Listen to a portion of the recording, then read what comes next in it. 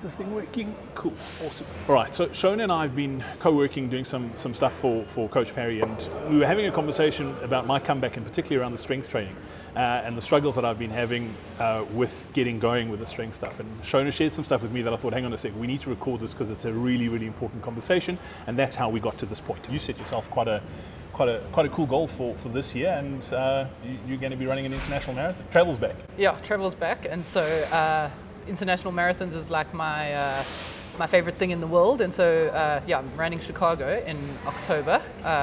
Looking forward to it, but also quite nervous. I haven't run well, and I haven't run the way I want to run since I was diagnosed with depression. It's been a long time. Yeah, and that's what we wanted to chat about. I mean, one of the things that I shared on my first episode of the comeback was some of the struggles that I'm having, and the truth of the matter is we all have struggles. It's never perfect, and that's why I wanted to record this conversation, and I'm super grateful that you are allowing us to record this conversation, because you're not alone. There's a lot of people who struggle with mental health issues across the board, whether it's depression or something else. And I wanted to share this because I know a lot of people who train with us on the Coach Perry platform are going through similar struggles, and we want them to know that they're not alone. There's help out there and that sort of stuff. But let's talk about some of those. I mean, where you were and how it all sort of got to this point. Yeah, this isn't easy. So if I sound less sort of like I normally sound on these videos, it's because I am shaking inside a little bit. It's not easy to talk about, but yeah, I mean, I realize now that I didn't know how bad the depression was for the longest time.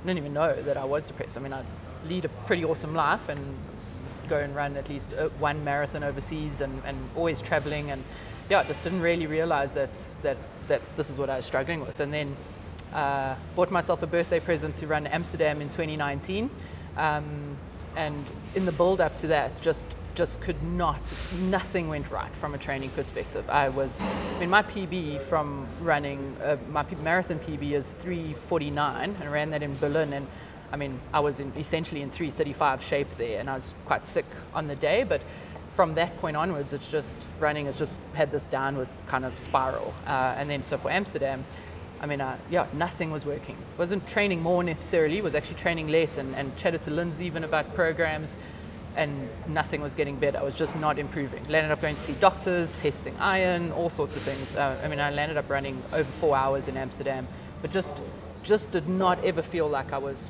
getting better. Yeah, and then cut to, I mean, there's, you know, if we give a brief sort of story on that, lockdown happened, COVID happened, and yeah, it took all my escapisms away, all my fun, all my travel, and that just really shone a massive light on what was going on. And yeah, Brad, it got pretty nasty and pretty dark around that time. I mean, yeah, I mean, you know, you were, I did speak to you about that at the time, but yeah, landed up checking myself into a psychiatric hospital in it was June 2020 in lockdown. So yeah, things got bad. I mean, let's talk about getting to that point. I mean, you talk about sort of having that escapism of being able to travel and do the international marathons, and obviously with lockdown, having to then be on your own. We weren't allowed, I mean, here where we are, it was a really hard lockdown, we weren't allowed out. So just being alone in your own head, what made you realize I need help? Yeah, I was lucky. I was extremely fortunate that I wasn't alone. Like I wasn't living alone. I was living in my best friend's, her and her husband have a little garden cottage, and I was living there, thank goodness, because I think if I was alone, I actually shudder to kind of think what would have happened. And yeah, I think the thoughts, you know, those escapisms being taken away, it was like, oh, I'm not having fun. Then it just progressed to, okay, well, you really have to sit and start thinking about things. And for me, it became a point of, okay, well, I don't want to live in a world where this is the world, not seeing people. I have so many friends, and I live a really really cool life. So never really realized that I had depression, but to actually then have that light shone on that, to sit with yourself. I mean, we weren't really working, well, we were working quite hard, but like at home, and you're not leaving that space. I really had to sit with myself and go, okay, like this is what I was feeling. And for me, I felt like I needed to tap out. I didn't want to live in a world that lived this way, and that's how I was justifying it. I was justifying it around COVID and lockdown, but in actual fact, I think I was depressed and had what they call suicide ideation. But like, yeah, I wanted to commit suicide at that point. So. And let's talk about, I mean, obviously you checked yourself in, that was a process. And I think it's, I mean, I don't know, I'm guessing it's a constant battle. You're never quite out of it. Like you're dealing with it with therapy, and I mean, I don't know if you're taking medication and that sort of stuff, but it's always a constant battle. And running, does it help? Does it make it worse?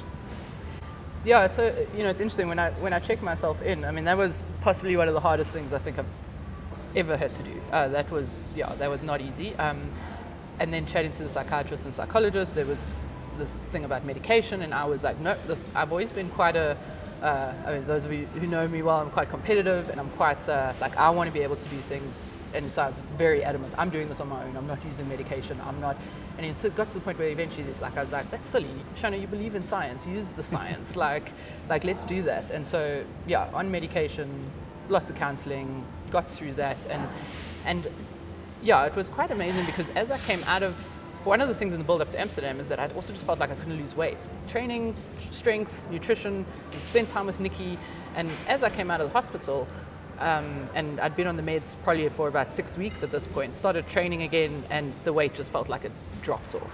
And it just felt like this thing that, I think my body was in the state of stress, like, and that's what the psychiatrist said. She's like, your dopamine levels are low, this can be genetic, it can be due to lots of different things, but if your body is in the state of stress, and when we speak about like that increase in cortisol, and my body was sitting there, and that's why training wasn't improving, wasn't losing weight. Yeah, and so it is a constant battle. I feel very much like, I mean, this was 2020. I only feel that in the last 3 to 6 months that I've started to feel like myself again. It's taken that long, and I'm forever grateful daily for the medication and for the doctors who know what they're doing, and the support that I had around that time. And I mean, the reason I wanted to share this chat on the channel was because, like I said at the start, is you're not alone. There's lots of people going through this, and I haven't been through it, so I don't know if this is the case. But I'm guessing that when you're feeling that way, you feel like you're alone. That you're doing this on your own, and I think we wanted to share this message because that's not the case. There is help out there, and the hard part is going to get, yes, sort of going through that process afterwards, but the hardest thing is that first step. Like you said, checking yourself in was the hardest thing you've ever done. Yeah, you're so right. I mean, there are so many people who are going through this, and that's exactly the reason why I am quite open to talking about it, as hard as it is. But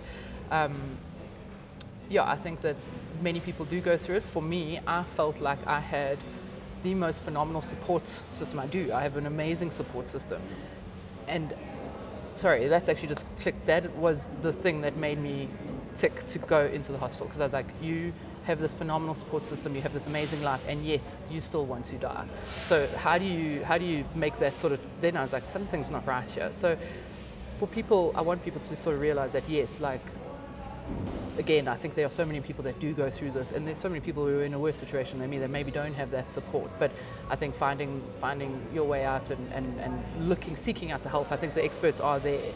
And running has always been a massive part of my life, and but even that, I was like, running became an extra stress. It wasn't something that de-stressed me, it became an extra stress, and that's just not where I wanted to be. And part of this journey and where it's come now is, if I look back, I can think back to how this has been. It wasn't just lockdown that caused this. I mean, pre-2019, sitting in trying to prepare for Amsterdam, I would do training runs from my house to the university, and there's a bridge that sort of goes over the highway, and I was thinking, I would always run over that bridge. I mean, this is years ago, and go, oh, Shona, if you ever wanted to commit suicide, that's an awesome place to do it. And I mean, that's not a normal thought. And then eventually just being able to work through that is where it is. And now I kind of feel like, okay, running is at least not a stress. It's becoming a bit of a release again. And it's one of the things that got us talking about this too was I went to go and see Nikki, part 2 of my sort of journeys coming with that. But I went to go see Nikki, and I was speaking to you about it with the weight loss, and you said to me that it was amazing how, as you shared, that all of a sudden, once you started dealing with the mental health issues,